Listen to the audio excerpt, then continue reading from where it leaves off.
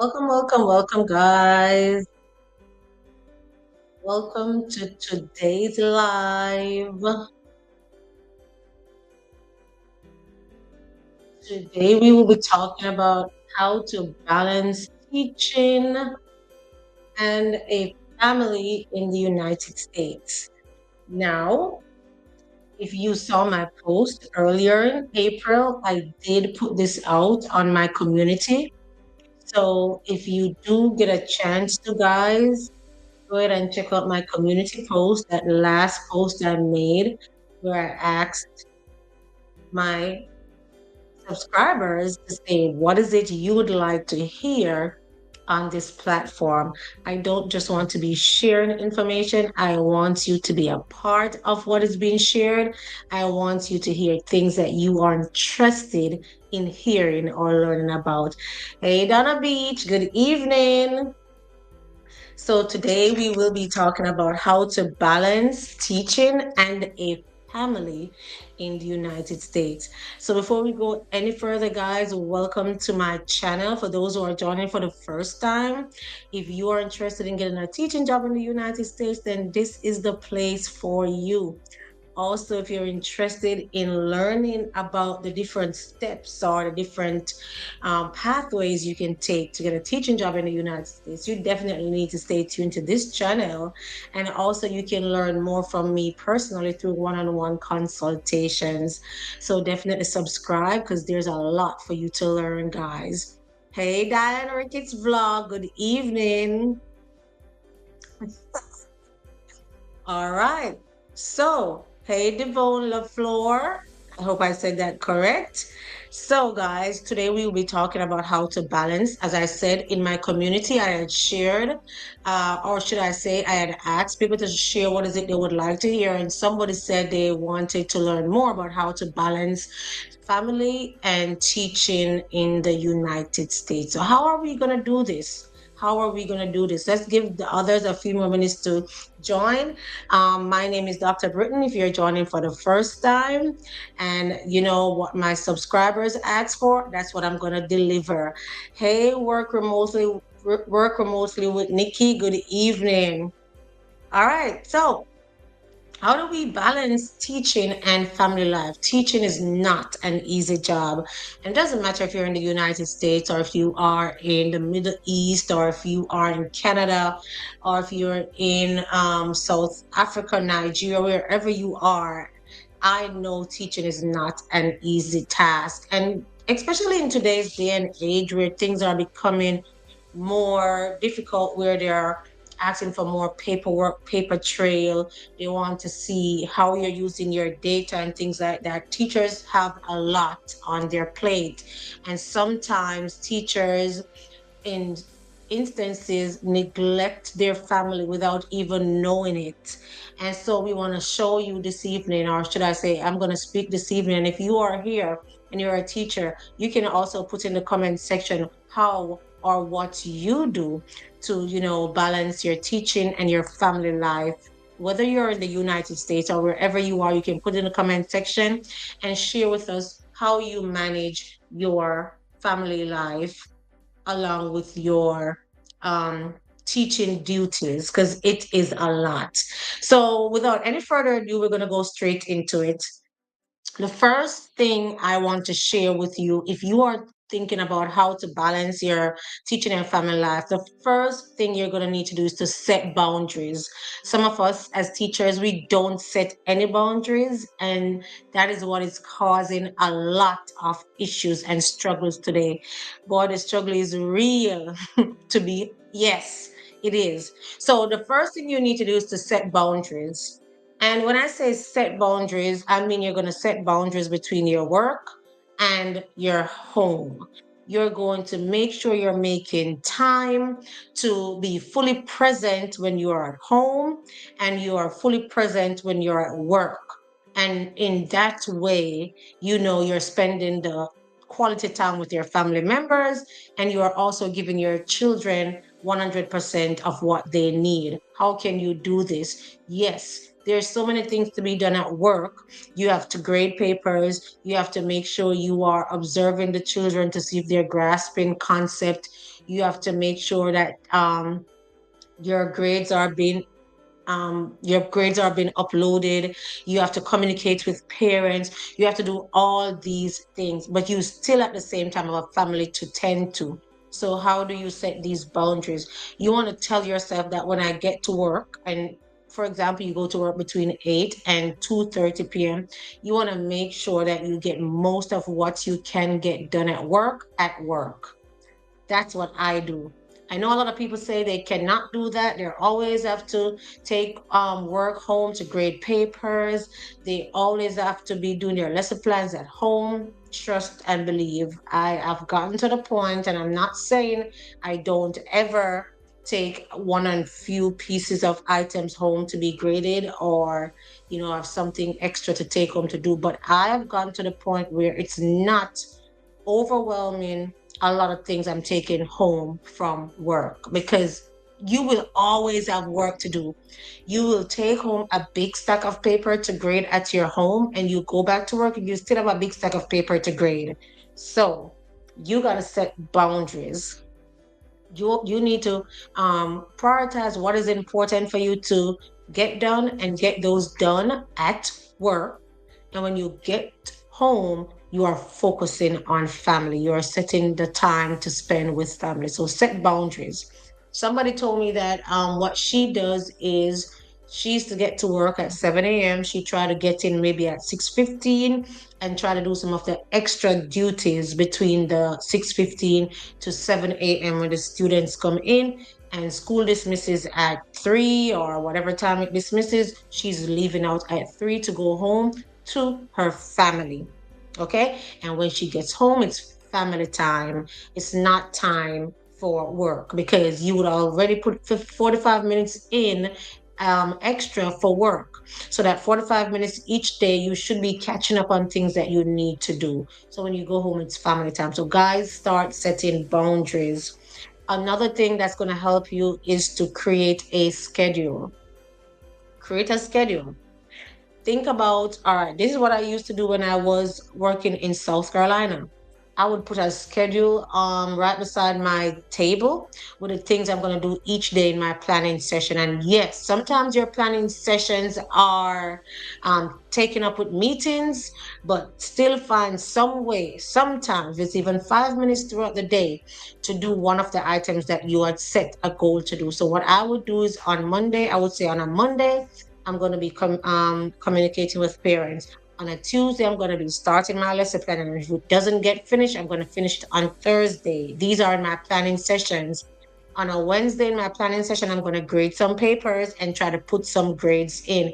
I'm doing these at work. So create a schedule that you're going to follow each day when you get that free time. As soon as you get that free time, I know you want to stop, and I know you want to talk to your colleagues. I know you want to, socialize, and that is good. But at the same time, you need to set a schedule so that you can get most of work done at work. That way you don't need to take it home. Okay? All right. Then you're also setting a schedule for your home. For home, you also want to make sure that you are planning times for your family. What is it that you're going to be doing with your family when you're home? Okay. I years know I'm gonna carry home schoolwork. Schoolwork supposed to be done at school. Exactly, Diana Ricketts vlog. Exactly. Schoolwork is supposed to be done at work, because if you keep taking these work home, trust me, you're still gonna have more.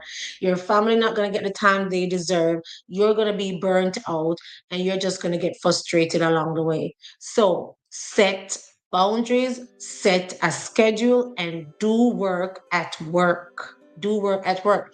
What I see some teachers do as well, and I know some administrators might not approve of this, but when you go to meetings, you go with a stack of paper, you're listening and you're grading your papers at the same time. Okay? So that way, all your meeting time is not just focused on one thing, you are multitasking. And teachers are very good at multitasking. So if your administrator will allow it, take a stack of paper and grade it in those meetings. And trust me, they always have meetings. So if you take that stack of paper and grade it, kudos to you. All right, so you want to create a schedule when you're going to plan out your work hours, your lesson plan hours, your grading, other duties you have, and allocate special time for your family activities. And your family activities don't have to cost you a lot of money. Family time, Netflix, cook, dance, walk around the neighborhood at home. Yes, Diana Ricketts vlog. Your family time activities don't have to be anything fancy and expensive, but make sure you are scheduling your family time. It can be as simple as just to say, let's watch a movie together. Okay? All right. So now that you've set your boundaries and you've created a schedule, you want to prioritize your task. Prioritize your task. Believe me when I say not everything that you're being asked to do is really important. You need to look at all the things you need to do and prioritize what is important, what is not important, what you'll do first, and what you'll leave for another day, because there is another day. All right. So think about what is most important to do at work. And this is not just work. What is most important for you to do at work, and what is most important for you to do at home? Do those first.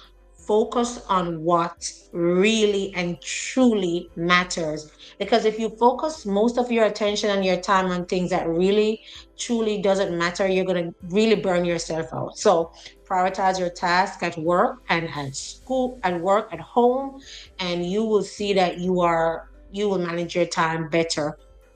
For example, I know some school district says your grade should go in. You should have at least 1 to 2 grades in per week per subject. I know some teachers are putting in grades at 3 subjects for reading, 3 subjects for math. I mean 3 grades for math, 3 grades for reading, 3 grades. They say 1 to 2 subjects per week per subject. Listen, if you have 1 grade per week, it's okay. If next week you have 2 grades, that's okay too. But why do you want to stretch yourself? Stretch yourself to put 3 grades per subject, and that's taking up too much time. Then something else that is also as important as grades is going to be left behind. No, you want to make sure you are prioritizing your task. Okay, all right.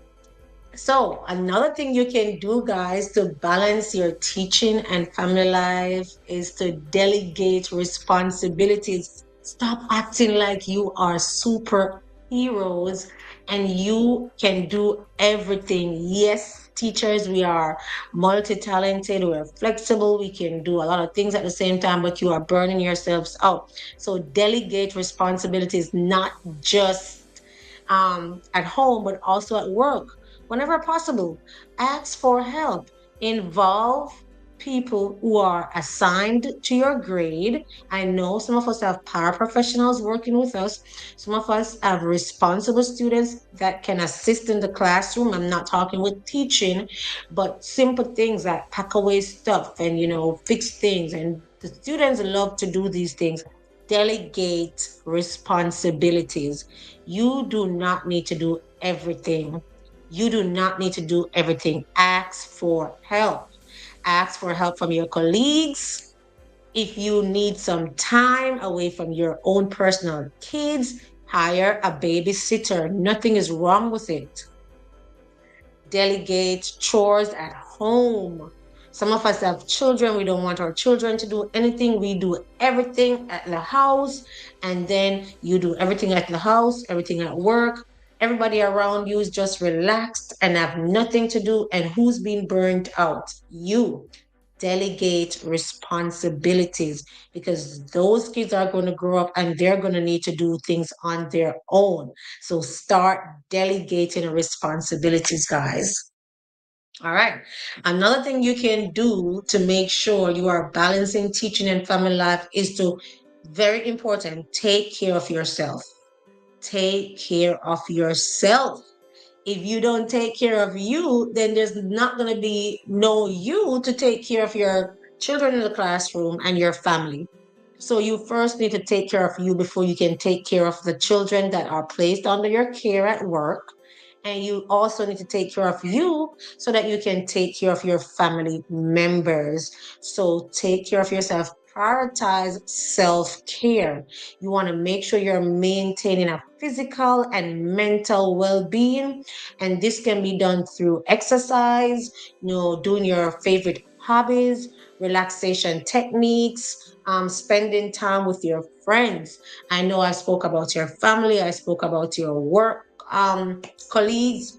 You have friends outside of your family and your work colleagues. Spend time with your friends, relax, unwind, take care of you. You must take care of you first. All right. So, if you like so far these tips that I'm sharing about how to balance teaching and family life, go ahead and give this video a thumbs up. Don't forget to subscribe. It's free to subscribe. Some people may not know it's also free to like. Okay, go ahead and like this video. If you are watching and you are interested in doing your exams for your teaching licensure, you may want to check out study.com. They offer a lot of study materials to help you to enhance your knowledge and skills in passing your exams for the Praxis, the TextX, and so many other teaching licensure exams. Check out study.com, use my link below, and you can also get a 25% off your first month. Study.com for all your study needs. It's not just for people who want a teaching licensure, but if you're also a college student, you can earn college credits. If you're a high school student, you can get materials there to help you to study. Study.com. Now we're going to move on to the next tip on how to balance teaching and family life in the United States. Now, if you are not in the United States, wherever you are, put that in the comment section below so that we can see where you are and tell us how you balance teaching and family life. Share it with us, guys. Diana's been doing a good job of sharing. Guys, share what you have been doing. We did talk about family activities, and that's one of the main things you need to do in order to balance your teaching and family life. Do not take your family for granted. You want to make sure you're planning family activities, regular family activities. Okay. No vitamin S. I don't even know what is that, Dan. I don't know what is it. Maybe you have to spell it out. Anyway, plan regular family activities, whether it's outings or as I say, watching a movie. You want to plan those so that you can strengthen the bond between you and your family and create long lasting memories.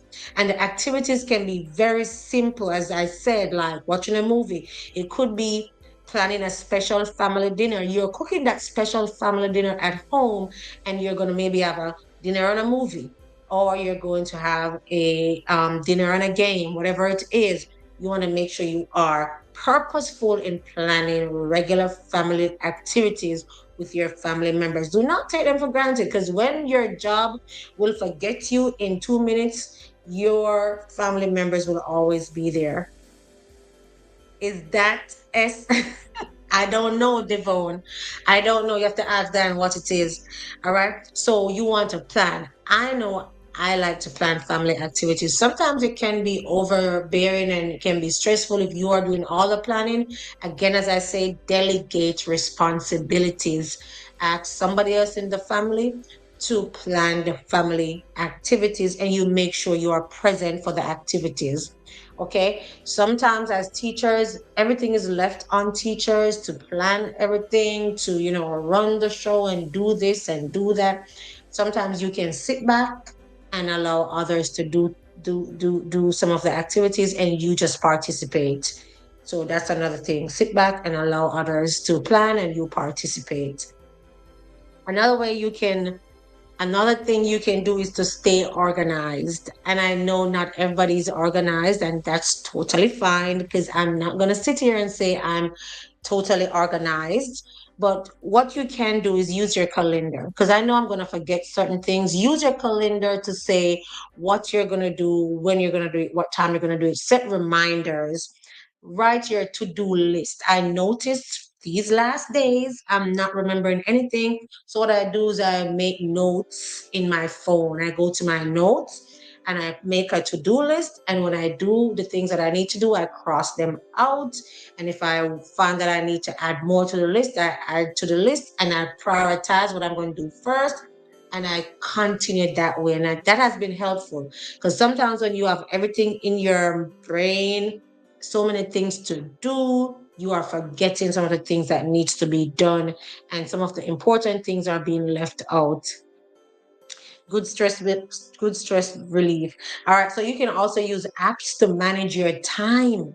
Use apps to manage your time. I know some teachers, we be going on these social medias as well, and we spend time and time and time upon time on these social media when we could be delegating our time properly and doing other stuff. I'm not saying social media is bad, but you need to manage your time properly and stay organized using apps, to-do lists, or calendars.